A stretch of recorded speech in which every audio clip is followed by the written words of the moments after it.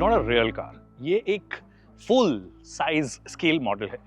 क्यों है, क्यों दिखाया गया है हमें, क्यों वापस से कॉन्सेप्ट दिखा रहे हैं, उन सब चीज़ों की बात करेंगे। आज हम आए हुए हैं टाटा मोटर्स के ग्लोबल डिज़ाइन स्टूडियो जो कि यूके में है, और आज हमें प्रोसेसेस के बारे में बताया गया है कि क्या कुछ जाता है एक गाड़ी को बनाने में।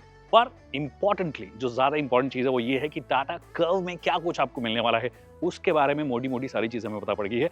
वो मैं आज आपको बताने वाला हूँ इस वीडियो में। नमस्कार, खमागणी देवियों सज्जनों, मेरा नाम है विकास योगी और आज हम बात करेंगे टाटा कर्व प्रोडक्शन मॉडल की।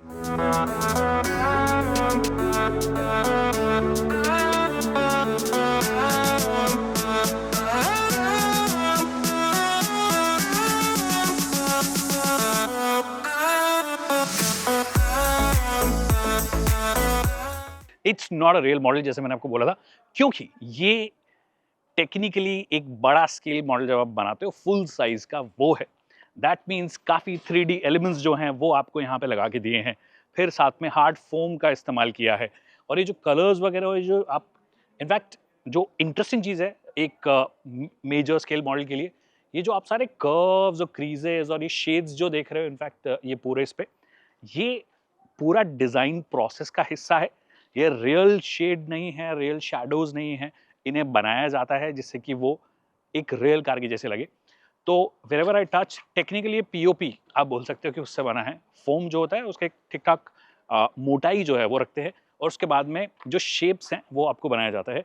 फिर 3D की वजह से जो कलर्स आप देख रहे हो ये 3D मॉडल से निकाले गए हैं और उन पे चिपकाया जाता है। मेरे पास फुटेज होगी तो मैं चिपका दूंगा, बट मोटे मोटे तौर पर जो ओवरऑल डिज़ाइन है कर्व की वो सामने निकल कर आ गई है। फिर एक अच्छी चीज़ जो हमने भारत मोबिलिटी में नहीं देखी थी वो ये कि 18 इंच के व्हील्स जो हैं वो दे दिए हैं, क्योंकि 17 इंच के एक्चुअली बहुत छोटे लग रहे थे।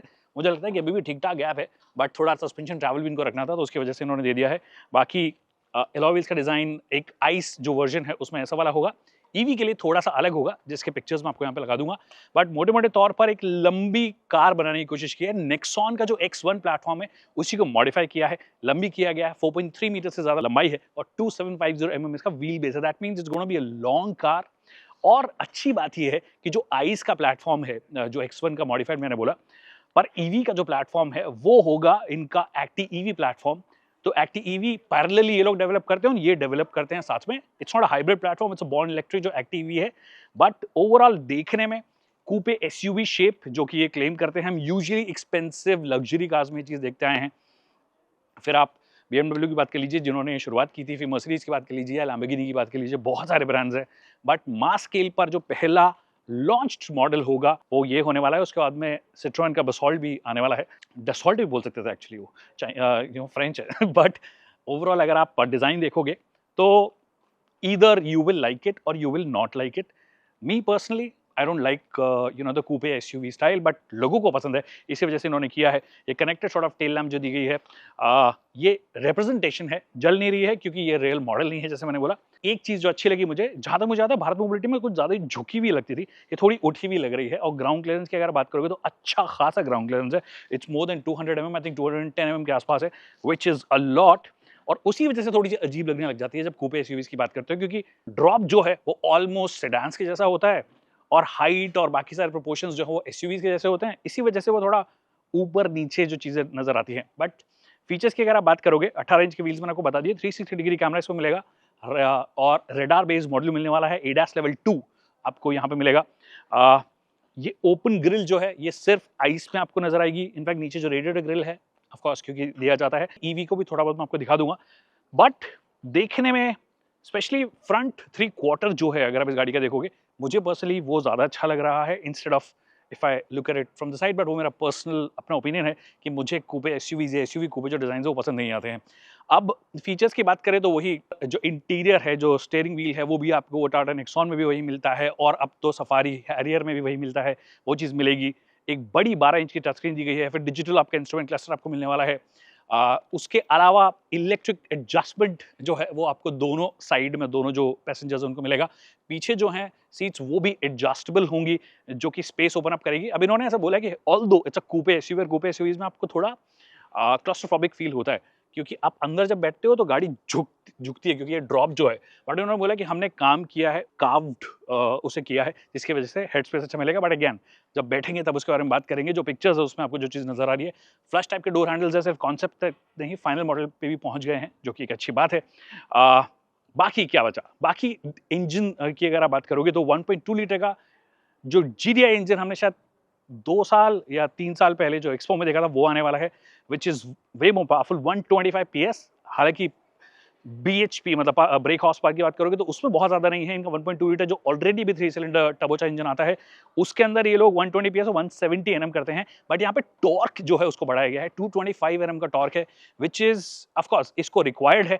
I wish it was a 4 cylinder engine, 1.2 GDI 4 cylinder बनाए थे तो मज़ा आ जाता, बट वो नहीं किया गया है। डीजल इंजन जो इनका यूजुअल 1.5 लीटर डीजल इंजन आता है, वो इसके साथ में दिया जाएगा। ईवी के साथ में कुछ और मिलने वाला है, बट ईवी के दर्शन करा देता हूँ, जो थोड़े बहुत डिफरेंसेस हैं वो मैं आपको बता देता हूँ। Alright, now this is the EV version, एक्टी EV platform पे बना है। डिमेंशनली बिल्कुल सेम होने वाली है, कोई फर्क नहीं होने वाला है। जो अलग चीज़ ये करते हैं, बाय द वे जो देख रहे हो आप, ये एक व्हाइट टेप है। ये इनफैक्ट एलईडी डीआरएल नहीं है, हो सकता है आपको वीडियोज़ में, फोटोज़ में नज़र आ रही हो।